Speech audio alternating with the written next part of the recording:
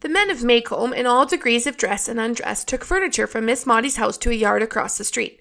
I saw Atticus carrying Miss Maudie's heavy oak rocking chair, and thought it sensible of him to save what she valued most. Sometimes we heard shouts. Then Mr. Avery's face appeared in an upstairs window. He pushed a mattress out the window into the street and threw down furniture until men shouted, "Come down from there, Dick, the stairs are going. Get out of there, Mr. Avery." Mr. Avery began climbing through the window. "Scout, he's stuck," breathed Jem. "Oh, God."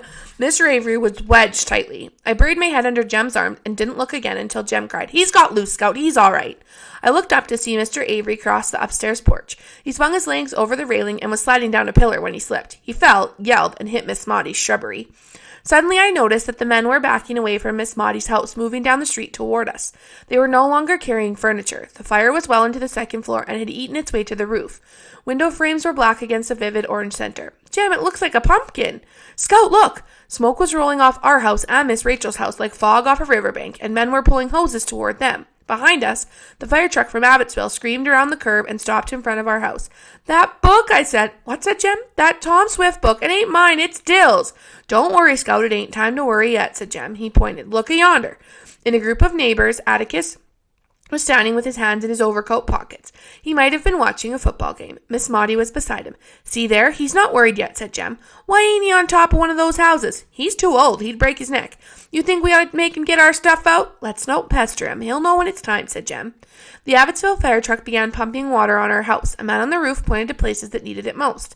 I watched our absolute morphodite go black and crumble. Miss Maudie's sun hat settled on top of the heap.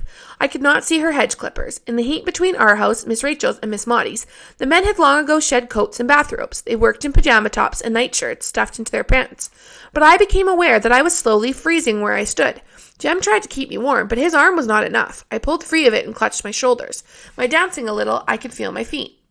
Another fire truck appeared and stopped in front of Miss Stephanie Crawford's. There was no hydrant for another hose, and the men tried to soak her house with hand extinguishers. Miss Maudie's tin roof quelled the flames. Roaring, the house collapsed. Fire gushed everywhere, followed by a flurry of blankets from men on top of adjacent houses, beating out sparks and burning chunks of wood. It was dawn before the men began to leave, first one by one, then in groups. They pushed the Maycomb fire truck back to town. The Abbotsville fire truck departed. The third one remained.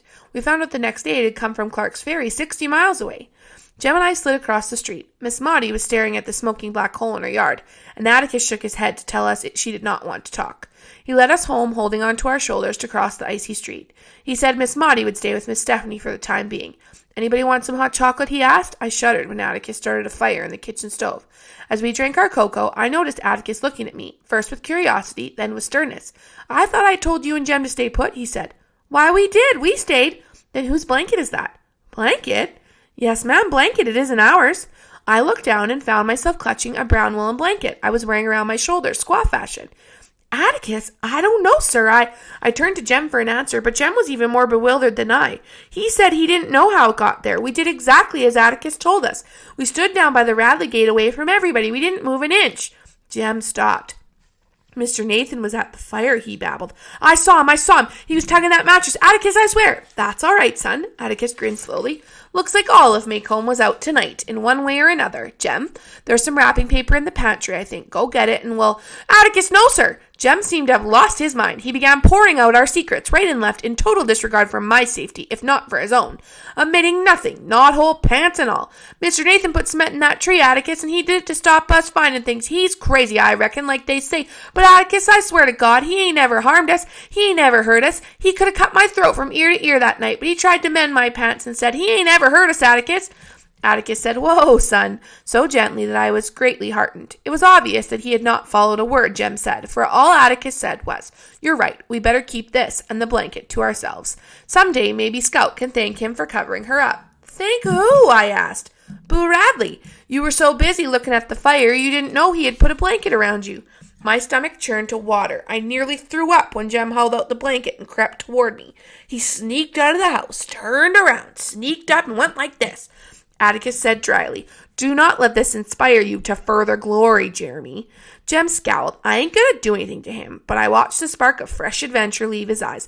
"Just think, Scout," he said. "If you'd have just turned around, you'd have seen him." Calpurnia woke us at noon. Atticus had said we'd not need to go to school that day. We'd learn nothing after no sleep. Calpurnia said for us to try and clean up the front yard. Miss Maudie's sun hat was suspended in a thin layer of ice like a fly in amber, and we had to dig it under the dirt for her hedge clippers. We found her in her backyard, gazing at her frozen charred azaleas. "We're bringing back your things, Miss Maudie," said Jem. "We're awful sorry." Miss Maudie looked around, and the shadow of her old grin crossed her face. "Always wanted a smaller house, Jem Finch. Gives me more yard. Just think, I'll have more room for my azaleas now. You ain't grieving, Miss Maudie?" I asked, surprised. Atticus said her house was nearly all she had. "Grieving, child? Why, I hated that old cow barn. Thought of setting fire to it 100 times myself, except they'd lock me up. But don't you worry about me, Jean Louise Finch. There are ways of doing things you don't know about. Why, I'll build me a little house and take me a couple of roomers, and gracious, I'll have the finest yard in Alabama. The Bellingraphs will look plain puny when I get started." Jem and I looked at each other. "How did it catch, Miss Maudie?" he asked. "I don't know, Jem. Probably the flue in the kitchen. I kept a fire in there last night for my potted plants. Hear you had some unexpected company last night, Miss Jean Louise." "How'd you know?" "Atticus told me on his way to town this morning.